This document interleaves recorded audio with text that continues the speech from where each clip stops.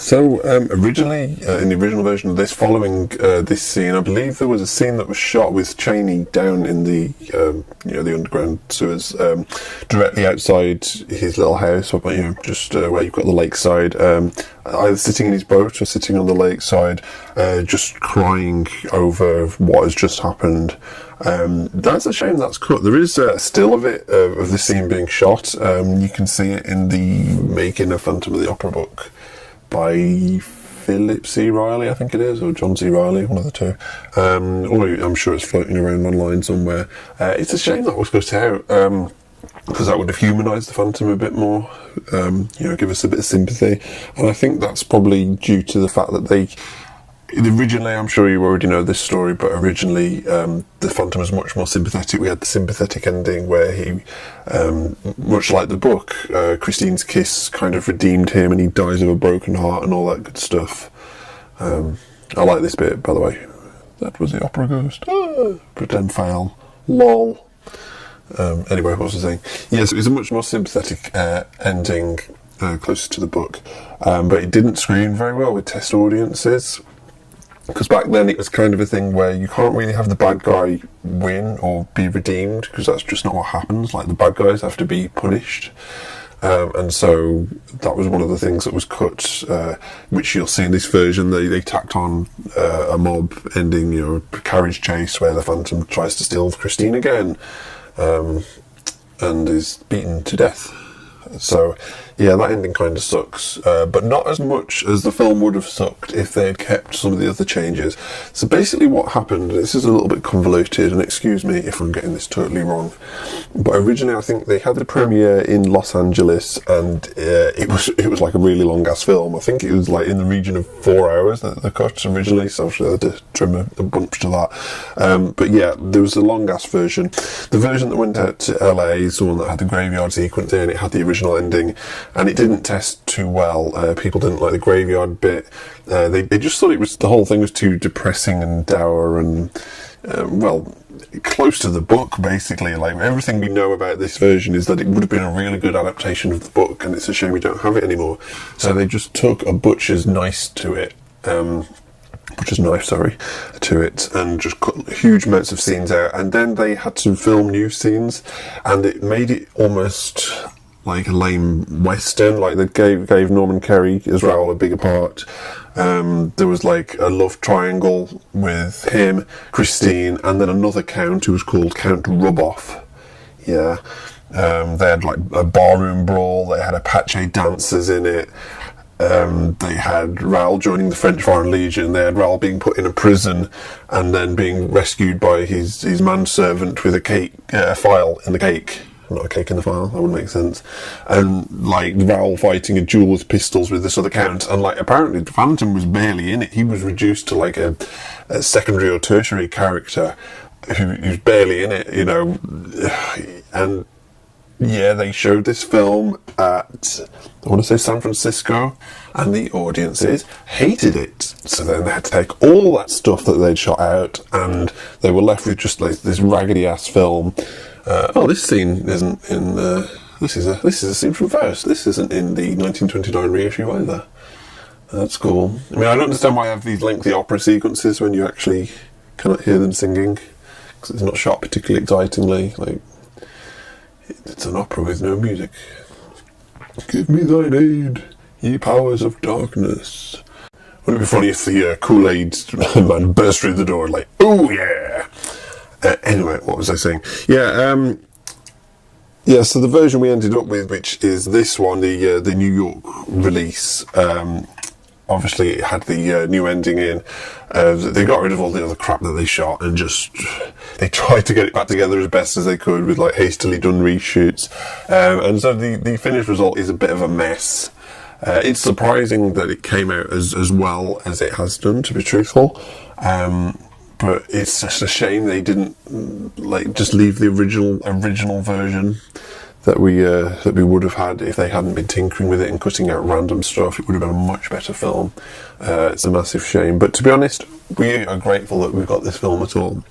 This film could have very, very easily been lost. Back in the 1940s, I think it was, late 1940s, Universal just absolutely basically threw out the majority of the silent film stock in their Universal vaults. The reason being is it was expensive to store it. I believe they burnt down a lot of the reels to get the silver out of the silver nitrate, if that makes sense. I don't know. And they just thought no one would ever watch this stuff again. I mean, you've got to think, like back in the day, they would probably never have thought that we would have home video where we could watch things, that we could have DVDs and YouTube and whatnot.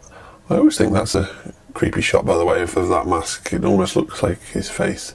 Anyway, yeah, so they never thought that these films would get re-watched, and so obviously, like a film like The Phantom, it was released in 1925, so we're in the 40s now, and we've got sound and we've got colour and stuff, and basically these films are never going to come back into cinemas again, so they must have thought, well, you know, why keep them, because no one is ever going to be able to re-watch it anyway. I suppose in a way it's like, you know, if you have a play and you've got a really awesome actor do a performance, like once that audience have seen it on that run, you know, it's gone forever. You can't get that back. And I guess maybe that was the view with these films as well. It's like, yeah, they come out and it was cool for a while and we watched it, and then they're gone.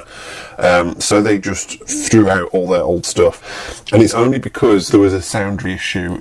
This was, I believe, labelled in the vault as being a sound film. So they kept it, they didn't destroy it. Because Hunchback of Notre Dame, the Lon Chaney version, that only exists because it was released as a show-at-home print, like little 8mm films that you could buy and project at home. The Phantom also was released in that 8mm format, which I believe is what this is also based on. That's why the film quality is not as good as what you would get on the other releases. Yeah, but we could have lost it entirely had it not been perhaps mislabeled as a sound film, because they weren't throwing out all their sound films yet, but the silent films is like, we don't need no silent films. So that was a bit short-sighted, but you can kind of understand. Anyway, back to the movie. Like this bit we're watching here, I want to say this is newish, or those shots that have just gone past. But too late now. I could tell you something interesting about them, but I wasn't paying attention. I like this bit. You can tell this is Lon Chaney's hands, can't you? He's just, even when it's just his hand, he is incredible. So here he's obviously like poisoned the, what would you call these people? Stagehands, I guess. Gives them some sleepy pills. Fear for his brother's safety brought the Comte de Chagny to the opera house that night. So Philippe's back in it. We haven't seen much of Philippe. I think he was a much bigger character in the original thing, but all his scenes got cut. I'm gonna get your leg. Looks like he's sitting on the toilet there. Oh, okay, I'll just carry on singing. Oh, what's going on? Ah, surprise! Welcome to prime time, bitch! Yeah, I like that little bit. I like how she's like, I'm gonna just carry on. Nothing to see here. Great acting, Mary Philbin. Good facial expressions, I like it. Hey, they got that chandelier up quick, didn't they? They fixed that quickly, because I think in the continuity this is like a day or so afterwards. I mean, to be fair, would as an audience member, would you have gone back into that theatre after the massive mass casualty mangling of body horror that happened a day or two before? Like, I certainly wouldn't. What's that? The Punjab lasso, monsieur. Okay, so he's obviously poisoned them. She's gone, left nothing but a wig. It's a wig. It's a wig. Wig. Who is that devil? It can only be one person, or one Persian. Oh yes, so I've been looking forward to talking about him. Okay, so the Persian is being played by a guy, an Armenian, not a Persian, Arthur Edmund Carew. Quite a famous actor in his day, and he's got an awesome face for the silent screen, hasn't he? With these big, dramatic, dark eyes, very nice,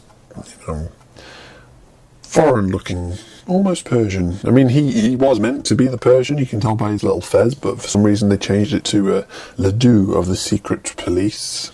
And fun fact, there's a reference to that in the Charles Dance version. The Inspector of Police is also called Inspector Ledoux, which is interesting.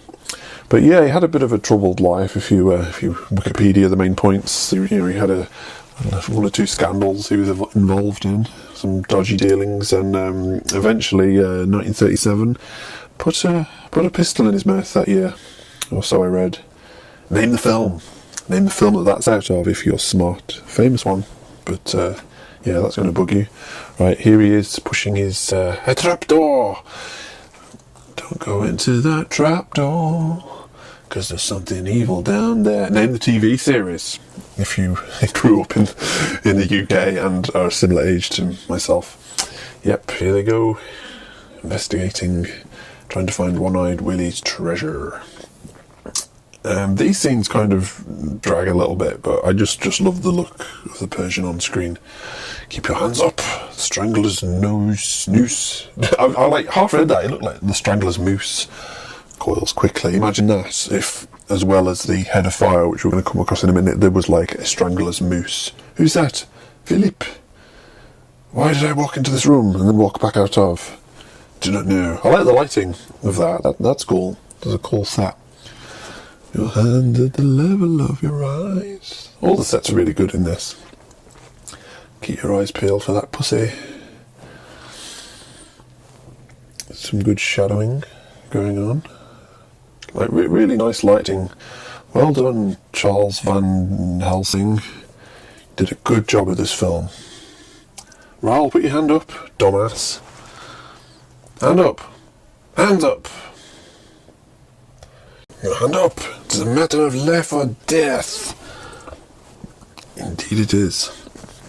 I don't think they ever explain it. The reason why they do that.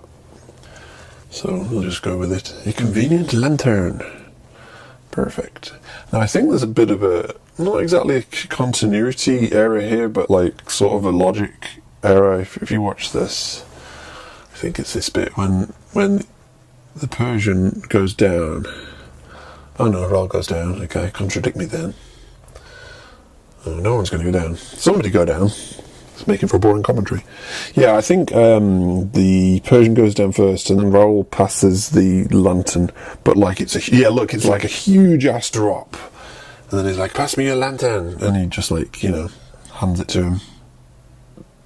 I mean, maybe he dropped it and he caught it. I don't know. Bit of a big jump. A small leap for my Persian. Giant leap for everybody else. Oh, Philippe, you got lost. I hope someone is dropping breadcrumbs. Name the movie. Okay, so here is the head of fire, which is in the book. It's teased right from early on, I think in the first chapter or so, about this head of fire, and then it sort of reappears later. Now, it turns out that it is the rat catcher with his rats. He's shining his light on his face to scare the rats off, and he makes them run in a certain direction. Like, that makes sense. In the context of this film, it don't make a jot of sense. It's just a random bloke who, look, let's just watch what happens here. I am a messenger from the shadows. Turn back, ere ye perish. No, you're the rat catcher. What the actual... And then, they look down, I think there was originally a cut, one of the earlier cuts had the rats on the floor, and they react to that, which makes sense, but they removed it. And, this just makes not one jot of sense when you watch it like this.